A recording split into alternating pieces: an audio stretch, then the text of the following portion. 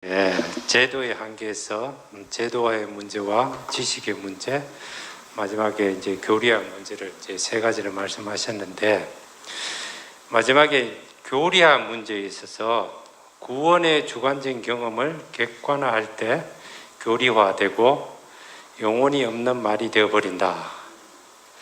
이 말에 있어서 제가 오해를 했는지, 제만큼 해석을 해보자면은, 우리 교회에서 지금 대두되는 말이 십자가에 못 박혀서 내려올 수 없는 예수, 이것이 보편적 구원이고 객관적 구원이다, 이렇게 얘기가 되고 있는데, 이 말씀을 이제 보자면은 우리가 말하는 신모티 예수가 이 주관적인 경험을 객관적으로 표현한단 말입니다. 객관적으로 간증을 한단 말입니다. 그럼 이게 교리화가 되고 영혼 없는 말이 되어버린다, 이 말이죠. 그런데 우리 안에서는 이게 충분히 이해가 되는데, 외부에서 볼 때, 타 기독교에서 볼 때 정말로 교리화 될 수도 있고, 그 다음에 영혼이 없는 말로 이렇게 보일 수도 있다는 거죠. 그런데 이럴 때에 우리가 어떻게 대처를 해야 되는지, 우리 다음 세대에 이렇게 또 이런 말들이 나올 때에 어떻게 또 대처를 해야 되는지, 오늘 김 목사님이 이 얘기하시는 이 부분이 어떤 의미로 얘기를 하신 건지, 우리 교회 안에서 제가 잘못 오해한 건지 잘못 이해한 건지, 이 부분에 대해서 조금 더 자세하게 조금 설명을 좀 해주셨으면 고맙겠습니다.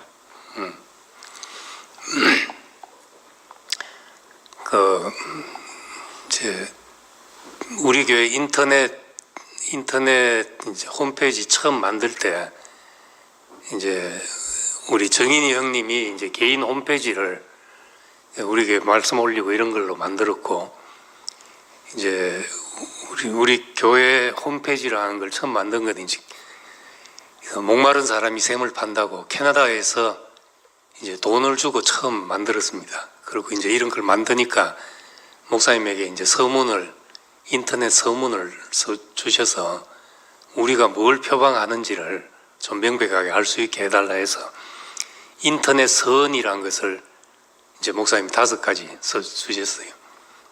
예수 그리스도는 우리의 문이고 구원의 문이고 하나님께로 간 문이다 하면서 5가지를 써줬는데, 이제 첫째가 우리는 나는 예수 안에서 이런 사실을 깨달았다 하면서, 첫째는 내가 피조물이라는 사실이다. 늘 목사님이 말씀하시지만은 태초에 하나님이 천지를 창조하셨다. 이 말이 자기에게 시인이 되면서 내 인생의 모든 풀리지 않은 문제가 거기서 풀려졌다, 이제 그런 이야기를 하셨고, 두 번째가 하나님의 말씀, 아무리 하나님의 말씀이라도 나의 어떠한 만큼 알아듣는다는 사실이다 하는 걸 이제 두 번째로 이야기를 하셨어요. 내 어떠한 만큼 알아듣는다. 예를 들어서 내가 뼈를 깎는 아픔이라고 말을 한다 할지라도 바늘에 찔려본 아픔밖에 겪어보지 않은 사람은 그 말이 바늘에 찔린 아픔으로밖에 들리지 않는다. 망고를 먹어보지 않은 사람에게 아무리 망고를 설명한다 하더라도 그 맛을 느낄 길이 없다. 과일 하나도 먹어보지 않고는 설명할 길이 없는데, 어떻게 이제 그리스도를 우리가 말로 이렇게 쓸 수 있겠냐, 이제 이런 얘기를 하면서 결국은 우리만큼 알아듣게 된다는 얘기를 했어요. 이 말씀을 하시는 이제 목사님의 경험은 이제 가장 중요한 터닝 포인트가 되었던 주의 형상을 닮아 하는 책을 접한 것이잖아요. 우연히 서점에서 그 책을 읽고 이제 주의 형상을 닮아 하는 책이 지금은 아브라함의 하나님, 이삭의 하나님, 야곱의 하나님 이런 제목으로 이제 바뀌어져서 나왔습니다. 왜냐하면 내용이 아브라함, 이삭, 야곱의 내용이었죠. 근데 목사님이 그 책을 읽고 너무 감동이 되었는데 나는 성경을 봐도 이렇게 안 보이는데 이 사람은 어째서 아브라함을 이렇게 잘할 수가 있나? 성경에 쓰여진 것보다 훨씬 더 이 사람이 마치 아브라함 자신인 것처럼 아브라함보다도 아브라함을 더 잘 아는 사람처럼 어떻게 이렇게 써놓을 수가 있냐? 저도 이제 나중에 이제 읽어보니까 저도 그런 감동이 되는 거예요. 어떻게 이렇게 이 건조한 성경 속에서 이렇게 아브라함을, 이삭과 야곱을 정말 하나님이 아니면 어찌 이리 알겠나? 자기가 그렇게 겪은 사람이 아니면 어떻게 알겠나? 이렇게 싶을 정도로 알았다는 거죠. 그래서 그때 알게 된 것은 결국 내가 성경을 연구한다고 애써서 알아지는 것이 아니라 내 어떠한 만큼 알아지는구나. 내 경험만큼. 그래서 그 뒤로 성경을 연구하는 노력보다 사람됨에 관심을 가지게 됐다. 이런 이야기를 하셨습니다. 그래서 가장 이제 중요한 한 문을 열어놓은 것이 예수 그리스도를 주관적으로 경험할 수 있도록 우리에게 문을 열어놓으신 거죠. 그래서 예수가 처녀에게서 태어나서 어린 시절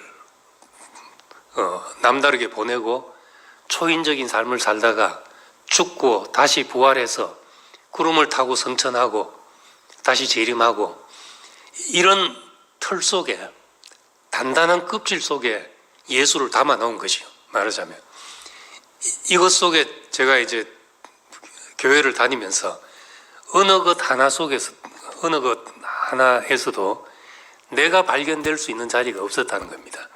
내가 처녀에게서 태어날 수 있는 것도 아니고 예수처럼 그런 능력을 행하고 살 수 있는 것도 아니고 내가 죽었다가 다시 살 수 있는 것도 아니고 늘 예수는 나와 분리된 객관적인 대상이었던 거죠. 근데 이제 나만큼 알게 되는 거니까 나중에 어떤 말씀까지 하신가 하면 요한일서 3장 2절 3절에 우리가 주께서 나타나심이 되면 우리가 주와 같을 줄 아는 것은 주의 계실 그대로 볼 것을 인합니다. 이렇게 말했습니다. 이런 말이 있습니다. 우리가 주와 같은 사람이 될 줄 아는 것은 주님을 그분 있는 그대로 보기 때문이다. 전 이 말이 너무나 소망이 돼서 제 블로그에도 주의 계신 그대로 그 예수 그리스도가 그분 그대로 나한테 보여지는 것이 소망이다고 그렇게 쓰는 거죠. 그 말을 이제 뒤집어 하면은 우리가 그와 같은 사람이 될 줄 아는 것은 그의 계신 그대로 본다. 그 말은 내가 그와 같은 사람이 아니면은 그분이 있는 그대로 보여지지 않는다는 거죠. 내가 그분을 계신 그대로 예수 그리스도를 볼 수 있는 것은 그런 사람이라야 된다 말인 것이죠. 그러니까 이 사람을 통해서 하나님의 말씀이 아까 말했듯이 시편에 있는 말씀이 지극한 은혜의 고백이 되기도 하고 높은 곳에서 내 발을 상처 않게 하실 것이며 하는 것이 하나님과 동행한 사람의 지극한 고백이 되기도 하고 사탄이 시험하기 위해서 쓰는 말이 되기도 하는 것이요. 이 말은 사탄의 말이고 이 말은 하나님 말이다. 이렇게 따로 있는 게 아니란 거예요. 말했듯이 물이 하늘 위에서 높은 곳에 낮은 곳으로 흐른다. 도둑놈이 할 수도 있고 성자가 할 수도 있는 말인 거죠.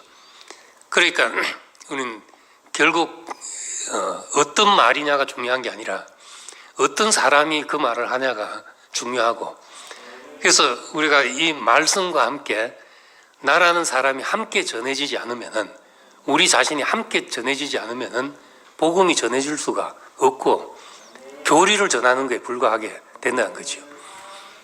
우리 은혜를 받은 것도 그거잖아요. 그 말씀이 육신이 된 그 말씀을 보나 그 사람을 보나 다르지 않은 사람을 봤다는 겁니다.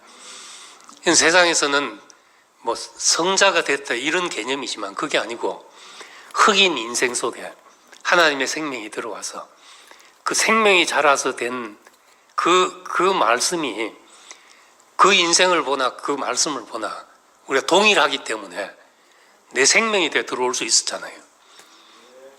그럼 말이야 좋은 말이 어딘들 없겠습니까? 어떤 교회 가면은 어떤 교회에서는 우리 교회 말씀의 80%를 자기들 거 가져와서 썼다는 사람들도 있습니다. 거의 옛날 책들을 보면 거의 비슷한 내용들이 있는 그런 데도 있어요. 그렇지만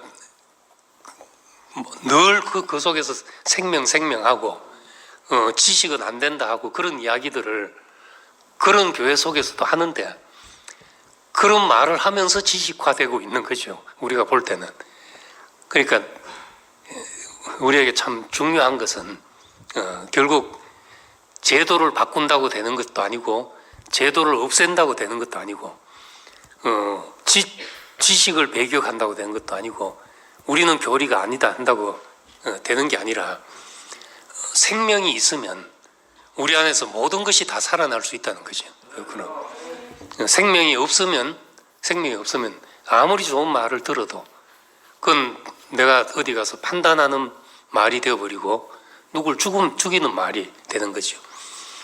그래서 우리 목사님이 복음이라고 말했을 때는 모든 사람이 그 자리에서 다 하나로 만나지고 우리가 조금도 다르지 않다. 다르지 않구나. 이걸 말하기 위해서인데 나는 되고 너는 안 되고 이런 게 없는 자리를 열어놓기 위해서 하신 말씀이잖아요. 인생은 흙이다. 이걸 우리가 깨달았을 때 나도 흙이고 너도 흙이고 잘난 것도 흙이고 못난 것도 흙이고 이렇게 알아지니까 우리가 누굴 봐도 꿀릴 것도 없고 또 누구 앞에서도 뭐 내 잘났다 할 것도 없고 누굴 만나도 편하게 다 만나질 수 있는 사람이 된 거죠. 십자가에서 내려올 수 없다 하는 말씀도 마찬가지죠. 이 말씀 안에 아니라 할 사람이 어디 있겠냐 그죠. 누가 나는 아니다 그렇게 말하겠냐 거죠. 그 예수님에 대해서도 마찬가지라는 겁니다. 그런데 그 말이 만약에 아는 사람 모르는 사람 그 말을 하는 사람 안 하는 사람 이렇게 가르는 것이 된다면은 그건 이미 지식화된 것이고 교리화된 것이죠. 언어라는 것은 그렇게 언어는 어떤 언어도 한계가 없는 언어가 없습니다. 아무리 잘해놓은 말도 성경 말씀이고 하나님이 직접 무슨 말씀을 하셨다 하더라도 사람 안에 들어가서는 항상 왜곡될 소지를 다른 내용이 될 소지를 갖고 있다는 겁니다. 그게 언어의 한계죠. 언어의 한계가 없다면 성경만 있으면 되죠. 성경만 전하면 되고 책만 전해줘도 되는 일입니다. 그렇지만은 그건 온전한 사람을 보고 한 말이기 때문에 우리가 사람이 함께 있어야 되고 그 생명이라야 그 말이 살아있는 말이 되는 거죠. 내가 물이 흐르듯이 그렇게 흘러가는 사람이라야지 내가 그 말을 할 때 권세가 있지. 내가 물을 흐르다가 막히니까 바위를 깨고 앉아있는 사람이라면 물이 흐른다는 말이 그 사람에게 무슨 생명이 되겠냐는 거죠. 그래서 그 사람과 함께 있을 때 언제라도 그 생명을 줄 수 있고 그래서 우리의 말씀이 육신이 되었다 하는 이 성육신의 복음이 우리에게 중요한 이유라는 거죠.